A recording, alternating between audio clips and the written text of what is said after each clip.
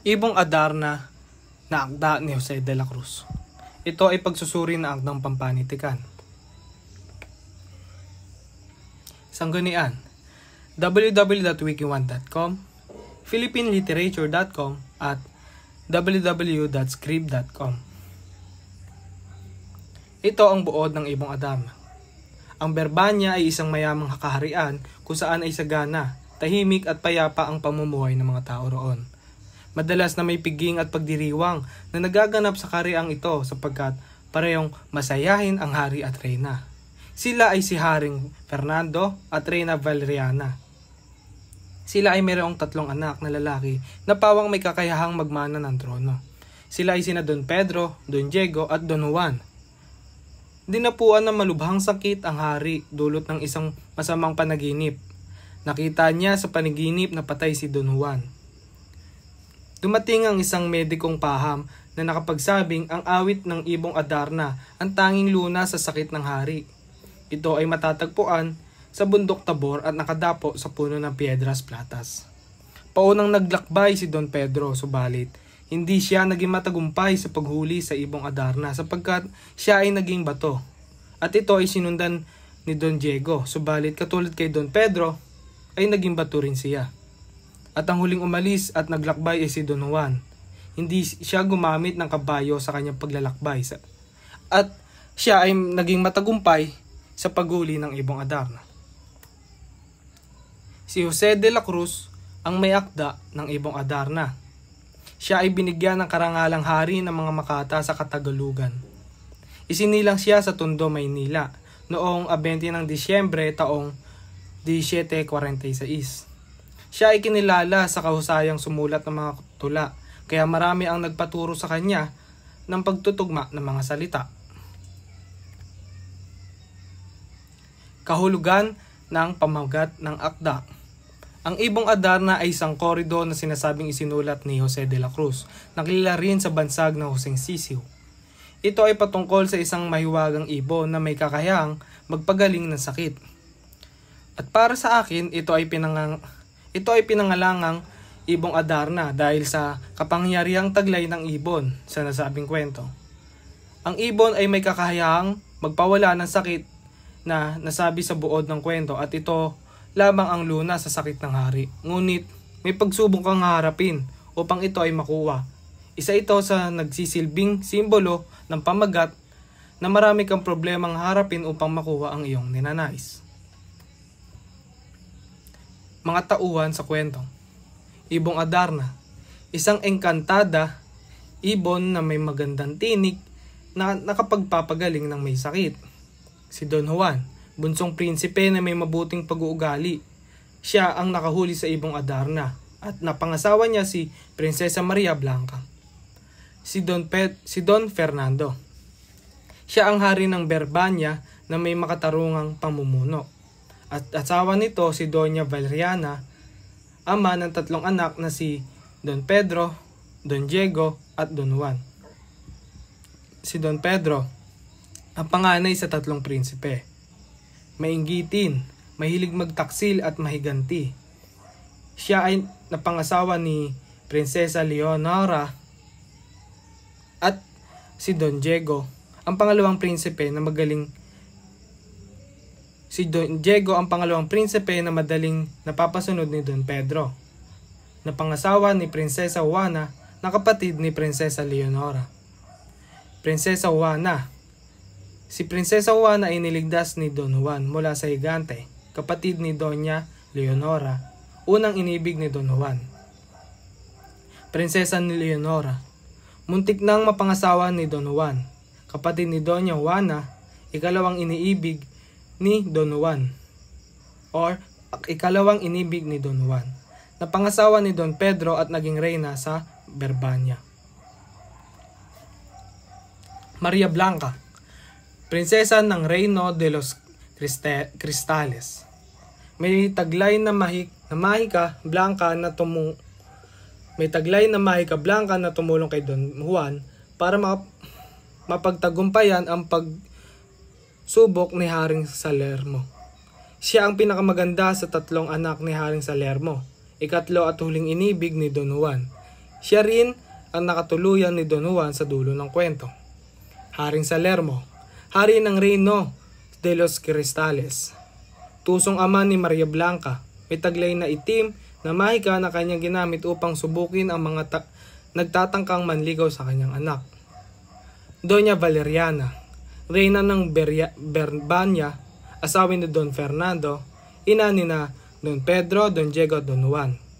Manggagamot, ang gumagamot sa sakit ni Haring Fernando. Siya rin ang nagsasabing ang tanging luna sa sakit ng hari ay ang awit ng ibong Adarna. Matandang leproso, minsang tulungan ni Don Juan na nagpayo sa binata na dumaan muna sa ermitanyo bago huliin ang ibong Adarna. Unang ermitanyo, nagpayo kay Don Juan kung paano mahuhuli ang ibong Adarna. Ikalawang ermitanyo, siya ang nagsabi kay Don Juan na pumunta sa isang ermitanyo dahil hindi niya alam ang daan patungo Reino de los Cristales. Ikatlong ermitanyo, hindi rin niya alam ang daan patungong Reino de los Cristales, ngunit nang tawagin niya ang lahat ng ibon ay naituro ng agila kung saan iyon. Dahil dito, ipinagutos niya sa agila na dalhin si Don Juan doon. Malaking agila ang nagturo ng daan at naghatid kay Don Juan patungong Reino de los Cristales. Higante, pinaslang ni Don Juan upang mailigtas si Prinsesa Juana na kapatid ni Prinsesa Leonora. Serpienteng may 7 ulo. Ang nagbabantay kay Prinsesa Leonora, pinaslang din ni Don Juan upang mailigtas ang dalaga. Lobo, ang alaga ni Prinsesa Leonora na inutusan niyang upang hanapin at iligtas si Don Juan nang siya ay makalawang ulit na pinagtaksilan ni Don Pedro at Don Diego. Prinsesa Isabel at Prinsesa Juana, mga magkapatid. Ito ay mga kapatid ni Prinsesa Maria Blanca. Arsobispo, ang nagsabi na dapat piliin ni Don Juan si Prinsesa Leonora dahil ito ang mas nauna kaysa kay Prinsesa Maria Blanca.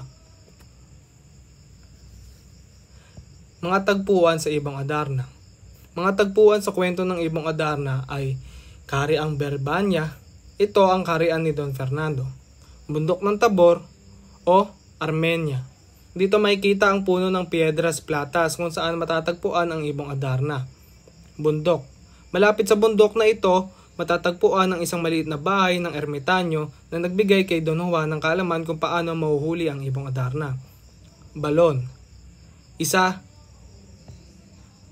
ibaba nito, dito nakikita ni Don Juan ang isang napakagandang ginintoang palasyo. Ikapitong bundok. Dito naglakbay si Don Juan upang hanapin ang isang ermitanyo na may edad na 500. Kaharian ng De los Cristal. Kaharian ni Haring Salermo. Banghay. Simula ng Banghay. Ang Berbania ay isang mayamang kaharian doon. Naninirahan ang pamilya ni Haring Don Fernando. Nagkasakit siya at ang tanging lunas sa karamdaman niya ay ang tinig ng Ibong Adarna. Inutusan niya ang kanyang mga anak na hanapin ang Ibong Adarna. Umuna dito si Don Pedro, ngunit nabigo ito, at siya ay naging bato. Sumunod si Don Diego pero naging bato rin siya. Nang si Don Juan na ang sumunod, may nakasulubong siyang matandang ermitanyo. Tinuruan siya kung ano dapat gawin upang hindi maging bato at mabigo sa pagkuha ng Ibong Adarna. Nang makuha niya ito, pinuntahan niya ang mga kapatid upang gamutin sa pagkakabato. At sa huli ng bahaging bilang pasasalamat ang ermitanyo ay ginamot niya ang mga sugat nito. Paakyat na aksyon. Nang mailigtas na ang dalawang kapatid at habang papauwi na sila dala-dala ang ibon, naisipan nila Don Pedro at Don Diego na saktan si Don Juan at hayaang mamatay sa daan. Nagising si Don Juan na puno ng sugat sa katawan at dahil dito, nag-asal siya ng mataimtim. Hanggang sa natagpuan siya ng isang matandang ermitanyo at tinulungan siya na mapagaling ang sarili. Nang makauwi na siya sa Berbania, pinarusahan ang kanyang mga kapatid na kanyang ama, pero pinatawad lang din. Pinabantayan ng hari ang ibon sa anak. At hanggang sa isang araw na habang nakatulog sa pagod si Don Juan sa paglalakbay. Sa pagbabantay sa ibon, pinakawalan ito ng kanyang mga kapatid at sinisi siya dahil doon umalis si Don Juan. Tunggalian, tao laban sa tao, Don Juan at Haring Salermo. Tao laban sa sarili, Don Diego at ang kanyang sarili, kung sino ang kakampihan niya. Tao laban sa kalikasan, Don Diego at serpente. Tao laban sa lipunan, Don Diego at ang mga tao sa Berbanya. Kasukdulan. Nagdaan ng maraming panahon at hindi rin nakabalik si Don Diego sa kaharian. Kaya naisip ni Don Juan na kagaya ng mga kapatid niya, hanapin din niya ang ibong Adarna. Nahuli ni Don Juan ang ibon at naibalik sa dati ang mga batong buhay na siyang mga kapatid niya na naging bato dahil sa ipot ng ibon sa tulong ng ermitanyo. Habang dala-dala ang ibon sa daan na patungo sa kaharian, dumaan sila sa isang balon kung saan doon nila natagpuan ang magkakapatid na prinsesa na sila Doña Juana at Leonora, at dahil sa inggit ni Don Pedro, itinapon niya si Don Juan sa balon at dinala ang ibon. Pababang aksyon. Ayon kay Don Juan, hinanap niya ang kaharian ng De los Cristal, ngunit wala naman nakakaalam kung saan ito. Sinabi ng ermitanyo na punta siya sa ikapitong bundok na kinaroroonan ng isang matandang ermitanyo at doon magtanong. Nang makarating na siya sa matandang ermitanyo, tinanong niya kung saan makikita ang kahariang De los Cristal. Ngunit hindi din ito alam kung saan matatagpuan iyon. Kaya tinanong ng ermitanyo ang kanyang mga alagang ibon at isang agila. Sinabi ng agila kung saan matatagpuan ang kaharian. Laking tuwa ni Don Juan dahil makikita niya ang kaharian ng De los Cristal at higit sa lahat si Doña Maria Blanca na may higit na kagandahan. Sumakay si Don Juan sa likod ng agila at sila ay lumipad. Narating nila ang kaharian ng De los Cristal. Ang kagandahan ni Doña Maria ay talagang kaakit-akit at nagsimula nang magbihi sila galing sa pagliligo, ngunit hindi nakita ni Doña Maria ang kanyang damit. Kaya siya nagalit. Tinuro siya ang mga kabalyero na naging bato dahil hindi sila nakatupad sa inatas ng kanyang amang hari. Sinabi ni Maria kay Juan, "Mamayang ikalima, ang aking ama ay magigising at ikaw ay makikita. Kapag tinanong ka kung ano ang sadya mo dito, sabihin mong hihingin mo ang kamay ng isa sa mga prinsesa. Kapag niyaya kang pumanig sa palasyo, ay tumanggi ka sapagkat mamamatay ka. Kung ikaw ay magpapatuloy, kahit na ano ang ipagawa sa iyo ng aking ama, ay tanggapin mo. Ako ang bahala." Wakas.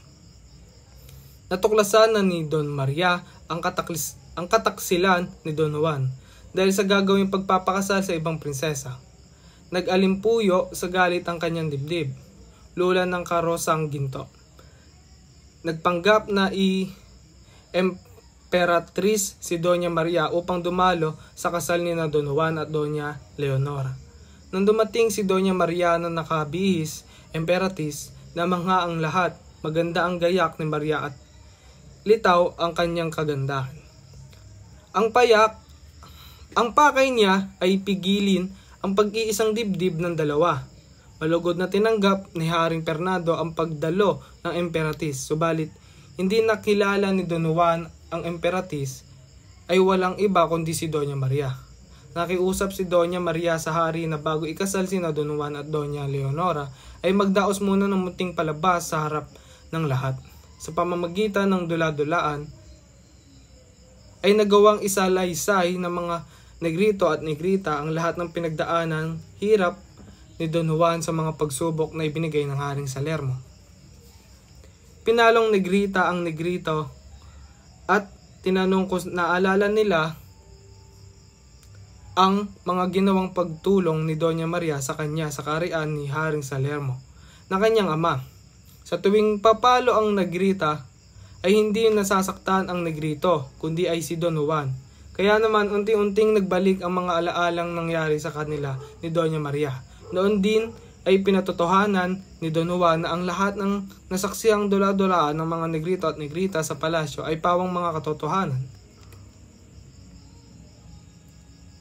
Pagpapalaga ayon sa nilalaman. Kalagayang sosyal at pangkabuhayan.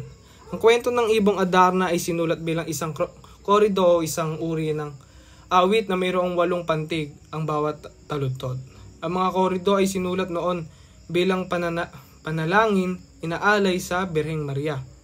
Hindi matukoy kung sino ang tunay na nagsulat ng akdang ito na naging malaking bahagi ng panitikan ng Pilipinas. Ngunit sinasabing nagmula ang korido sa bansang Mexico at nakarating lamang sa Pilipinas noong 16 Agis. Ang orihinal na pamagat ng Ibong Adarna ay korido at buhay na pinagdaanan ng 3 prinsipeng magkakapatid na anak ng Haring Fernando at ng Reyna Valeriana. Sa kahariang Berbanya, kahit hindi isinulat ng isang Pilipino, niyakap ito ng marami dahil naangkop sa kultura ng pagpapahalaga ng bansa ang takbo ng kwento nito. Kabilang ang pagmamahal sa pamilya, pagpapahalaga sa magandang ugnayan ng bawat miyembro at pagiging mabuting anak. Kabilang din sa aral na makukuha sa korido ay ang pananampalataya. May haka-haka na ang manunulat na si Joseng Sisi o si Jose de la Cruz daw ang maaaring nagsulat o nagsalin nito ngunit walang makapagpatunay. Ang original na bersyon nakarating sa Pilipinas ay mayroong 156 na saknong at ang kabuuan ng aklat ay mayroong 48 na pahina. Dahil sa mga aral na makukuha sa korido ay ginawa itong bahagi ng pag-aaral ng mga kabataan at isa sa mga akdang pampanitigang tinatalakay sa high school. Simbolong Pilipino. May mensaheng ipinaparating ang kwento. Ito ay ang lakas ng pagkakaisa, ang halaga ng pagtanggi sa makamundong tukso. Lahat ng 3 prinsipe ay dumaan sa tukso at pagsubok, ngunit si Don Juan lamang ang nakapasa. Nalimutan ni Juan ang pangako niya kay Maria, ngunit pinatawad siya nito at ininawa. Ang Ibong Adarna ay sumisimbolo sa mga pagsubok ng pagiging sanhi upang lumabas ang tunay na kulay ng isang tao, pati na ang kanyang mga kahinaan, intensyon at layunin. Ipinakita rin dito ang tunay na ibig sabihin ng katapatan, pagpupunyagi at kung ano ang konsekwensya ng pagtatraidor, gayon din ang paghanap ng katarungan. Kung pakalilimiing mabuti ang mga simbolismo, napakalalim ng kahulugan ng kahalagahan ng Ibong Adarna sa konteksto ng kwentong Filipino, gayon din sa kultura, kung saan mas malalim ang pagkakaunawa sa yamang ng panitikan. Teoryang pampanitikan. Ang Ibong Adarna ay isang makulay at mahiwagang kwento na naging bahagi ng panitikan ng Pilipinas. Ito ay isang korido o uri ng awit na may 8 pantig ang bawat taludtod. Sa pag-aaral ng teoryang pampanitikan, maaaring tignan ng Ibong Adarna mula sa iba't ibang perspektiba. Narito ang ilan sa mga teoryang maaaring gamitin para sa palalim ang ating pag-uunawa sa kwento. Teoryang formalismo. Ang focus nito ay sa mismong anyo at estruktura na akda. Hindi tinitignan ang may akda o panahon ng pagsusulat.